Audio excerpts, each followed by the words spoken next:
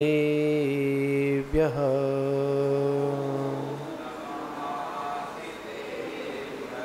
ॐ नमः सिद्धेभ्यः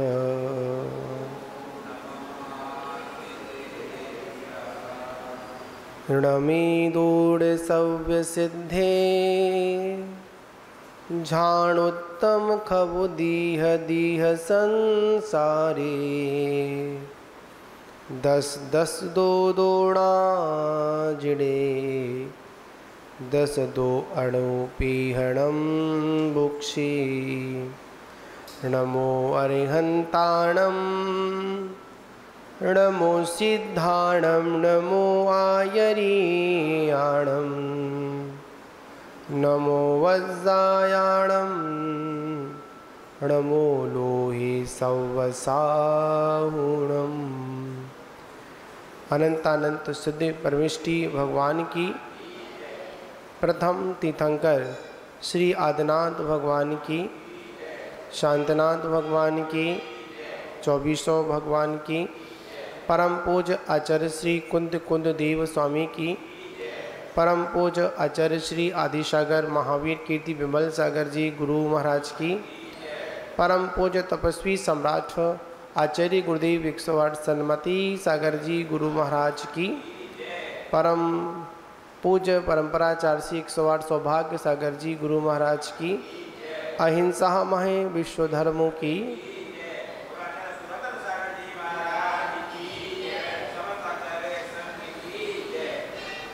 महानुभावों, आचार्य भगवंत हमारी उस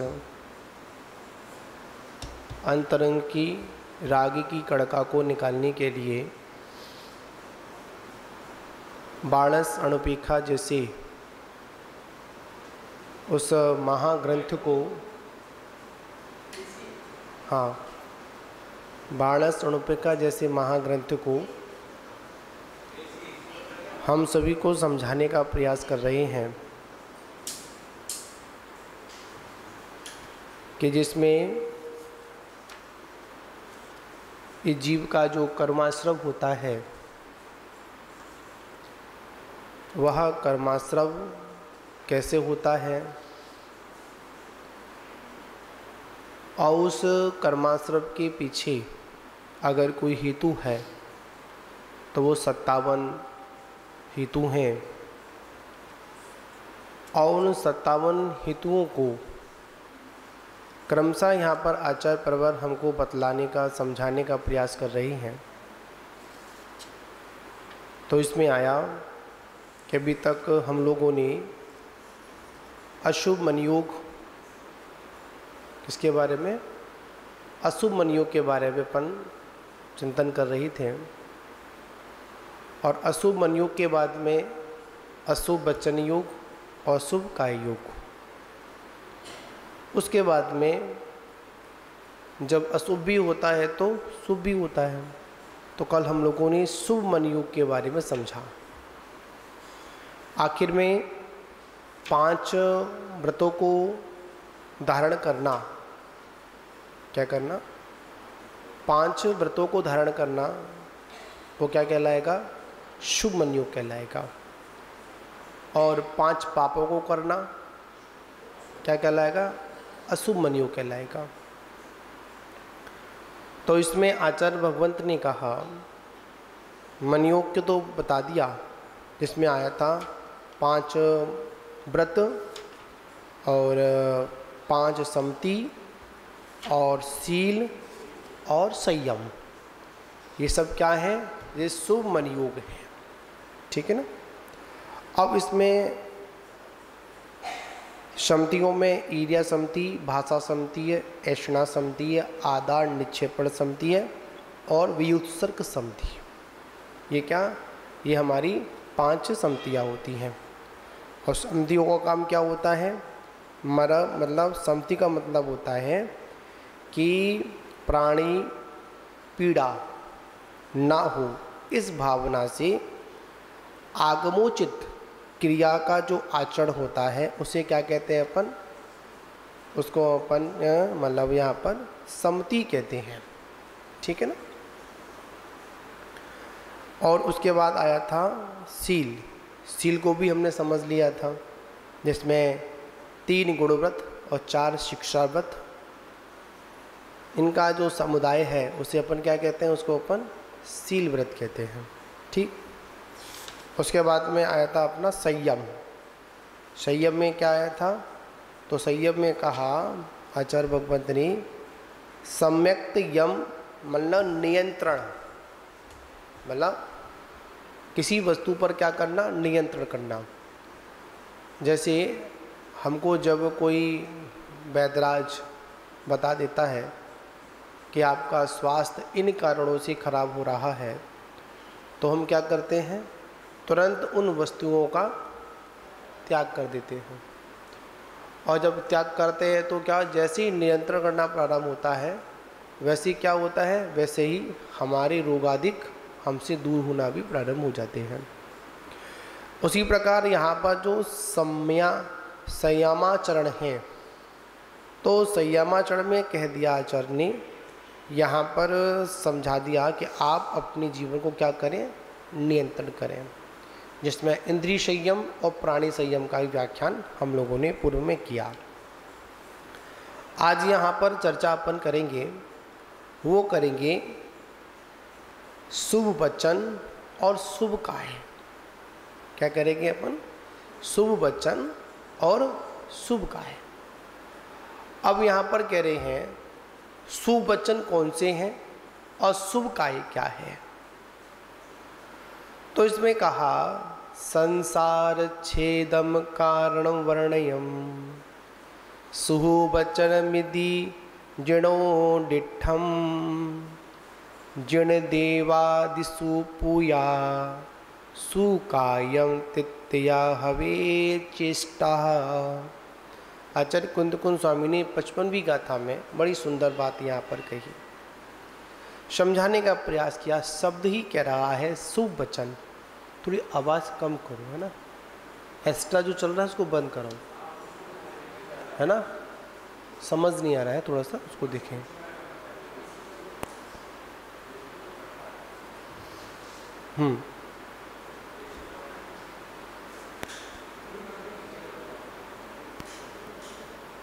हाँ, अब ठीक है, ठीक हटा रहे पहले से।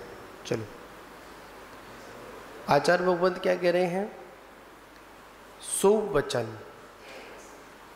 तो शुभ वचन में क्या लिया,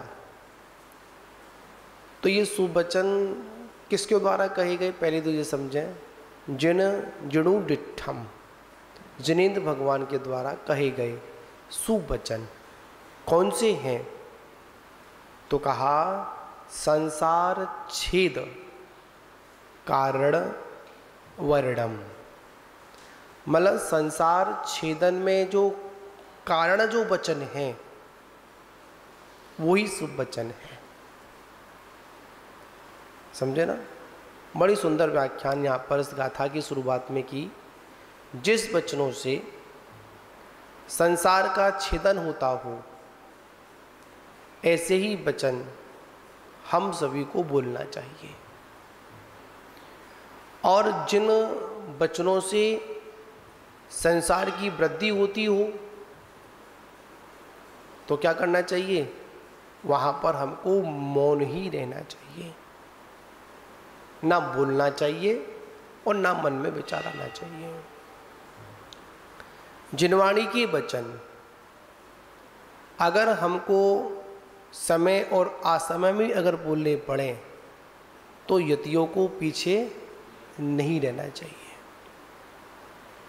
और जहाँ पर संसार वृद्धि के कारण हो वहाँ पर वचन अगर बोले जा रहे हों तो वहाँ पर साधु को हर समय क्या रहना चाहिए, मौन रहना चाहिए।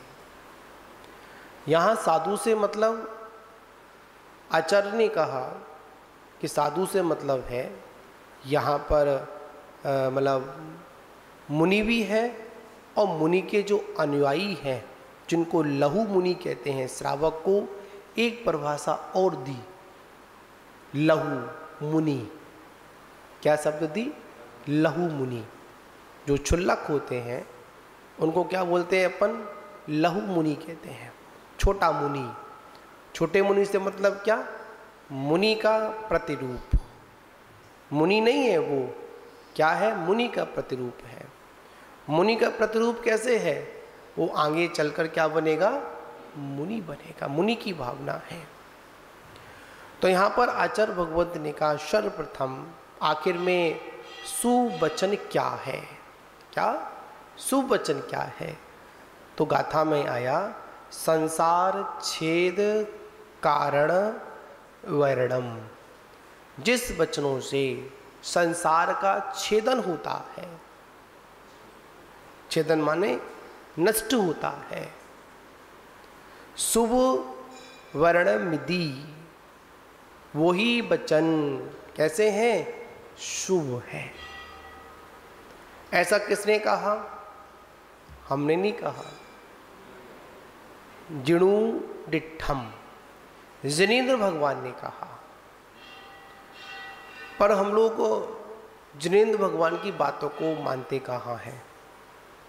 हमारी आदत तो कैसी पड़ी हुई है?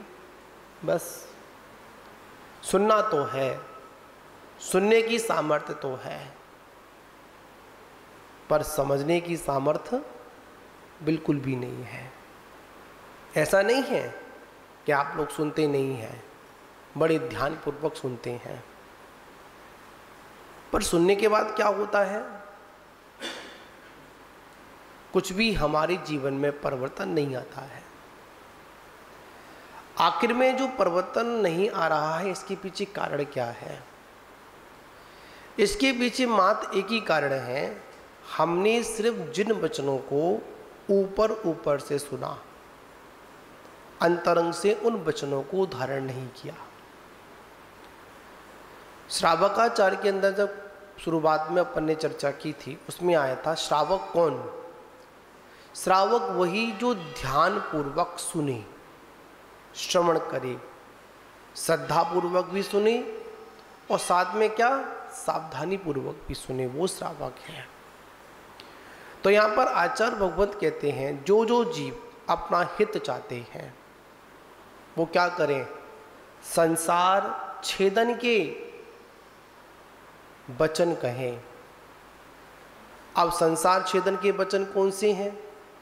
तो आचार्य भगवंत यहाँ बतला रहे हैं येन वचनेन स्वय पर कल्याणम भवति। क्या सूत्र दिया? पहला वचन कौन सा है? येन वचनेन। ये वचन कौन से हैं? शुभ वचन कौन से हैं? तो कहा स्वय पर कल्याणम भवति। स्वय का कल्याण हो और किसका कल्याण हो? पर का कल्याण हो। ऐसे वचन मत बोलना जिसमें स्वयं का अकल्याण हो और सामने वाले का भी अकल्याण हो। अगर किसी का हम अगर कल्याण नहीं कर सकते हैं, जिसको अपनी भाषा में कह सकते हैं, अगर किसी का हम अच्छा नहीं कर सकते हैं तो किसी का हम क्या ना करें? बुरा भी ना करें। पर हमको बहुत मज़े आते हैं। क्या आते हैं? अरे चलो इसको क्या करें अपन? इसको हम बेवकूफ़ बनाएं, इसको अपन गुमराह कर दें, इसको क्या नाम मिले, इसको इसके लक्ष्य की प्राप्ति ना हो। ऐसे वचनों को हम क्या करते हैं? ऐसे वचनों को बोलते हैं। और याद रखना, जब तक हम पर कल्याण के बारे में नहीं सोचेंगे, जब तक हमारा स्व कल्याण भी नहीं होगा। आचार्य भगवंतों का ये द्वादशांग है। तीर्थंकरों के द्वारा जो वर्णित जो द्वादशांग है वो एकांत को लेकर नहीं होता है, अनेकांत को लेकर होता है। अनेकांत से मतलब अनेक अनेक दृष्टिकोण से। एक तरफ वर्णन आया जीव पहले अपना हित करे, उसके बाद में पर का हित करे, ऐसा ही वर्णन आया। उसके बाद में एक वर्णन और आया पहले पर का बचाव और फिर अपना बचाव। पहले पर का कल्याण, उसके बाद में स्वयं कल्याण। यहां पर सारी चीजें अपेक्षाकृत हैं। कभी कभी क्या होता है, हमारे माध्यम से अनेक जीव संसार सागर से पार हो जाते हैं और हम वहीं के वहीं रहते हैं। कुछ संसार में ऐसी भी जीव राशि है जो पुल की भांति व्रतों को स्वीकार करती है, मुद्रा को स्वीकार करती है। किसकी उपमा दी? पुल की भांति। पुल क्या करता है? इस पार से उस पार लगाता है, पर पुल जहां था वहीं का वहीं रहता है। समझे ना? उसी प्रकार संसार में कुछ ऐसी अभव्य राशि है। कैसी राशि है? अभव्य राशि है। अब अभव्य राशि क्या करती है? संसार में जहां थी वहीं के वहीं रहती है। उसके अंतर में कोई भी स्वयं कल्याण की भूमिका बन ही नहीं पाती है, पर उनके दर्शन से जो भव्य प्राणी होते हैं ना, वो क्या कर जाते हैं? अपना कल्याण कर जाते हैं। आप कहोगे कि अपना कल्याण कैसे करते होंगे? क्यों? मुद्रा को देखकर। किसको देखकर? मुद्रा को देखकर, स्वरूप को देखकर। द्वादशांग के पाठी होते हैं, बहुत अच्छी शैली में अच्छी व्याख्यान करते हैं, स्वयं कल्याण नहीं कर पाते, पर उनसे जुड़े हुए प्राणी क्या करते हैं? कल्याण कर जाते हैं। इस अपेक्षा से एक अपेक्षा यह भी है पर कल्याण से, अगर पर व्यक्ति कल्याण में लगा रहेगा तो एक ना एक दिन उसको देखकर हमारे अंदर भी क्या आएगा? कल्याण का भाव जागृत होगा। अरे मैंने इसको व्रत दिए, मैंने इसको ये मार्ग बताया, पर ये यहाँ से वहाँ पहुँच गया और मैं जहाँ था वही का वही रह गया। ऐसे भी कभी स्वयं कल्याण के, पर कल्याण के बाद कभी कभी अपने कल्याण की भावना भी आती है। पर आचार्य भगवंत कहते हैं स्वयं और पर के साथ में जुड़ा हुआ है क्या? कल्याण। क्या जुड़ा हुआ है? कल्याण से जुड़ा हुआ। इसलिए स्वयं और पर महत्व हो गया। अपना और पराई का कल्याण। वैसे देखा जाए अपना पराया तो कहीं नहीं लगाना चाहिए, पर आचार्य भगवंत ने यहाँ पर क्या लगा लिया? अपना और पराया। अपने से मतलब अपनी निज आत्मा, और पराई से मतलब क्या हुआ? दूसरे की निज आत्मा। उसकी निज आत्मा और हमारी निज आत्मा। द्रव्य दृष्टि से देखा जाए उसकी आत्मा में और मेरी आत्मा में रंच मात्र भी क्या नहीं है? भेद नहीं है। पर पर्याय दृष्टि से उसकी आत्मा में और मेरी आत्मा में बहुत भेद है। समझे ना? अगर हम लोग स्वयं कल्याण की भावना भी करते हैं और पर कल्याण की भावना में लगे रहते हैं, ऐसे वचनों को बोलना, हमेशा ऐसे वचन बोलना कि जिससे व्रती या संयमी अपने संयम का क्या करे? वर्धन करे। इसमें भी आएगा। समझे ना? तो कल्याण समझ गए आप? कैसा कल्याण? स्वयं कल्याण और पल कल्याण। देखिए आपको बताएं, भगवती आराधना में कौन सा ग्रंथ है? भगवती आराधना में कभी कभी पर कल्याण के लिए कटु शब्द का भी प्रयोग किया जाता है। क्या किया जाता है? पर कल्याण के लिए क्या किया जाता है? कटु शब्द का प्रयोग किया जाता है। पर वो कटु शब्द कैसे हैं? हितकारी हैं, कल्याणकारी हैं। जैसे अपने संगस्थ जो शिष्यगण हैं उनको अनुशासित करने के लिए क्या करने के लिए? अनुशासित करने के लिए। कभी कभी कटु उपदेश भी कल्याणनीय हो जाते हैं, ठीक है ना, क्योंकि वह कटु वचन उसके लिए हितकारी है। इसके प्रसंग में आचार्य भगवान शिव कोटि महाराज ने सुंदर बात कही। अपने गण के साधु, अपने गण से मतलब क्या हुआ? संघ के साधु जो होते हैं, अपने गण के साधु को हितकारी, किंतु उनके हृदय को अनिष्ट लगते हैं। क्या समझे? उनके हृदय क्या लगते हैं? अनिष्ट लगते हैं, अरुचिकर लगते हैं, अप्रिय लगते हैं। किनको लगते हैं? जो संघ के जो साधुगण होते हैं ना, शिष्यगण होते हैं, उनको जब समझाने का प्रयास करो ना, उनकी गलती को बताने का प्रयास करो, उनसे कभी कटु शब्द का प्रयोग करो, तो कभी कभी उनको क्या लगता है? अरे देखो कैसे अप्रिय शब्द बोल रहे हैं, कैसे अहितकारी वचन बोल रहे हैं। पर वह वचन कड़वी औषधि का काम करते हैं। किसका काम करते हैं? कड़वी औषधि का काम करते हैं। याद रखना, आचार्यों की दृष्टि में कभी भी अपने शिष्य के प्रति कभी हीनता नहीं आती है। क्या नहीं आती है? हीनता नहीं आती है। एक गुरु के चाहे कितने भी शिष्यगण हों, पर गुरु सभी शिष्यों को एक समान समझता है। पर शिष्यों की नजरों में गुरु एक समान नहीं होता है। क्या समझे?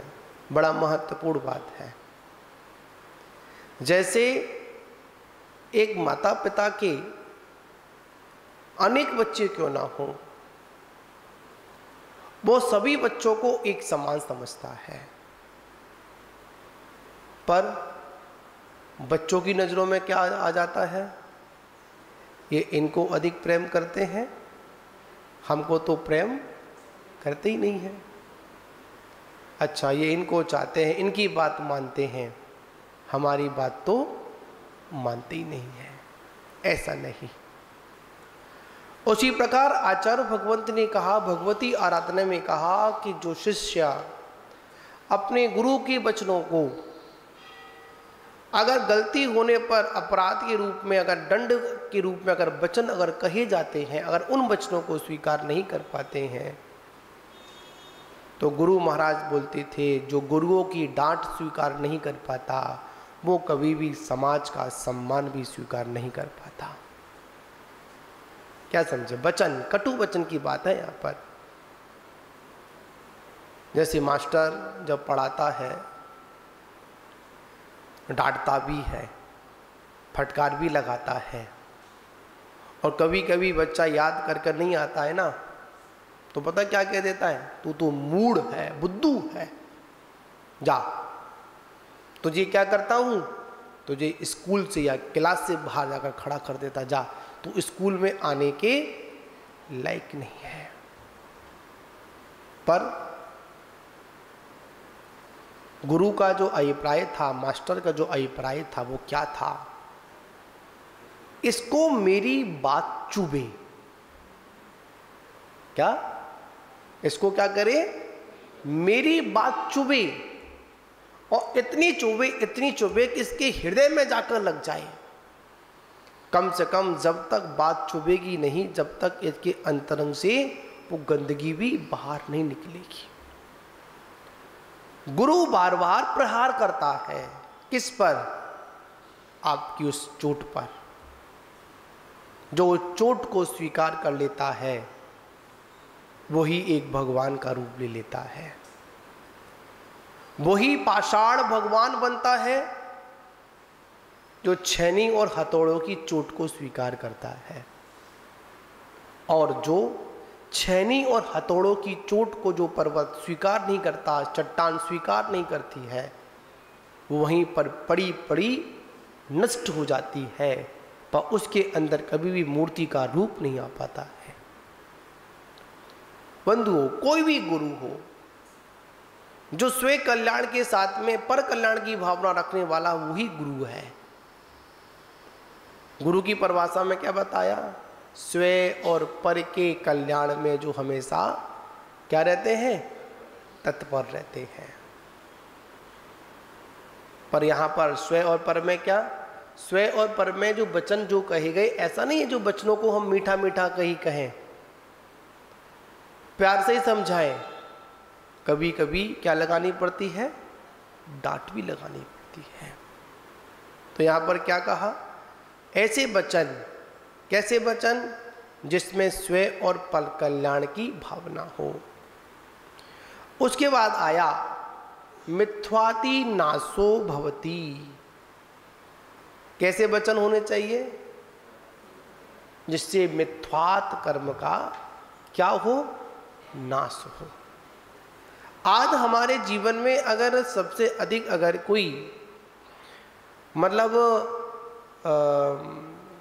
अधिक ज़्यादा संग्रह अगर है तो हमारा मिथ्वात में संग्रह है। कभी भी जिन वचनों में मिथ्या वचनों का पोषण करने के लिए उपदेश नहीं दिया, क्या नहीं दिया? मिथ्या वचन कहने का उपदेश नहीं दिया। कैसे वचन? सम्यक्त वचन। और जिन वचनों से, ऐसे वचन बोलिए जिनके बोलने से आपका मिथ्वात का नाश हो। अगर मिथ्वात का नाश हो गया ना तो सब कुछ नष्ट हो गया, और अगर मिथ्वात नष्ट नहीं हुआ तो कुछ भी नष्ट नहीं हुआ। इसके बाद आता है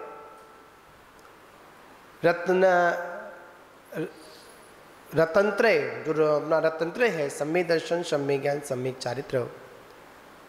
रत्नत्रस्य वैराग्यस्य संतोष्य सम्यक ज्ञानस्य च वृद्धिर्भवति। क्या दिया? ऐसे वचन बोले जिन वचनों के माध्यम से क्या हो?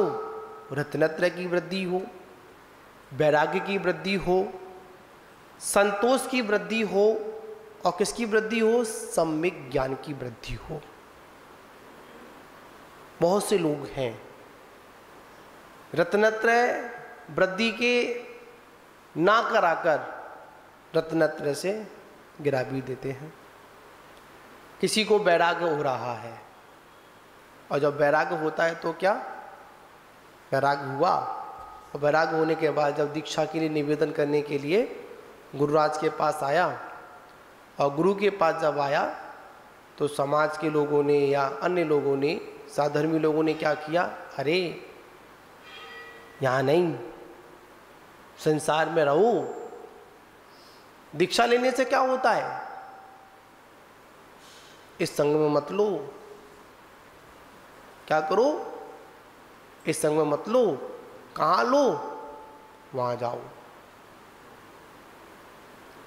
जिसके अंदर कल्याण की भावना होती है, और दीक्षार्थी की भी वहां पर ऐसी प्रबल भावना, वहां पर भी उसकी भी परीक्षा है कि उसको स्वयं कल्याण से मतलब है या पर कल्याण से मतलब है, उसकी वास्तविकता वैराग्य की भावना है या नहीं है। और जिसके अंदर वैराग्य की भावना है वो संग नहीं देखता, वो तो मात्र अपने कल्याण का उद्देश्य रखता है कि मेरे को क्या करना है? कल्याण करना है। पढ़ने वाला बच्चा हो कैसे भी पढ़ लेगा, और जिसको पढ़ने की भावना ही नहीं है वो क्या करेगा? कितने से भी कितने महंगे स्कूल में भर्ती करा देना, कितने भी अच्छे से अच्छे स्कूल में भर्ती करा देना, पर वो अपनी उद्दंडता छोड़ेगा नहीं। कैसे वचन बोले हम? रत्नत्रय की वृद्धि हो, इसकी वृद्धि हो, रत्नत्रय की वृद्धि हो, वैराग्य की वृद्धि हो, संतोष। अगर कोई व्यक्ति असंतोष में है तो उसको जिनवाणी की वचन से क्या करना? अरे रुको, तसल्ली खाओ, सब हो जाएगा। संतोष की वृद्धि हो। कौन सा ज्ञान? सम्यक ज्ञान की वृद्धि हो। कभी आपके वचन से कोई व्यक्ति पद से भ्रष्ट ना हो जाए, ऐसे वचन मत बोलना। क्या नहीं बोलना? ऐसे वचन मत बोलना। और आचार्य भगवत कहते हैं अर्हत आदिसु गुणानुराग समेदते तथा हितकारीमपि तत्व सर्वम शुभ वचन मिति सारम। इसका वर्णन अपन फिर करेंगे, अभी ये वचन प्रसंग चलेगा, बहुत सुंदर प्रकरण है क्योंकि समय अपना हो रहा है, ठीक है ना।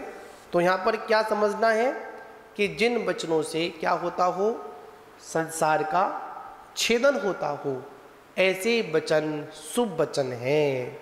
इसके अलावा जितने भी जो वचन हैं सब कैसे हैं? सब अशुभ वचन हैं। ठीक है, इसका प्रकरण फिर लेंगे। जय बोलो।